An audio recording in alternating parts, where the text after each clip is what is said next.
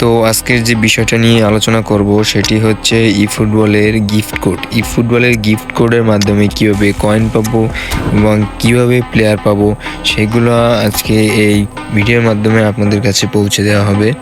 আমার ডান পাশে একটি অপশন আছে স্ট্রাক্স নামে, সাপোর্ট নামে একটি অপশন আছে। এখানে দেখা যাচ্ছে স্পেশাল প্রমোশনের ভিতরে ক্লিক করার পরে এখানে দেখা যাচ্ছে দুইটা অপশন আছে। একটা হচ্ছে ইন্টার গিফট কোড আর হচ্ছে রিওয়ার্ড কি কালেকশন। এখানে রিওয়ার্ড কি কালেকশনে কিছু নেই, কারণ আমি কিছুই পাই না, হয়তো আপনারাও পাবেন না।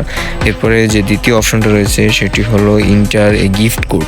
এই গিফট কোড কখন পাবেন বা কিভাবে পাবেন, এই গিফট কোড পাবেন আপনারা একমাত্র কোনামির মাধ্যমে।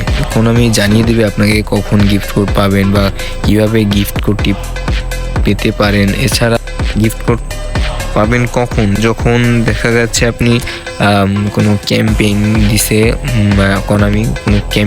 কোনামি, তখন পাবেন এই গিফট কোড।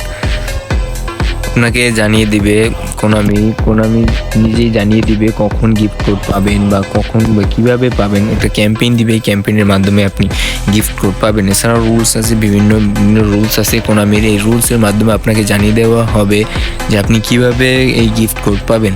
এছাড়াও গিফট কোড কিন্তু সবার এক না, এক একজনের এক একটা গিফট কোড।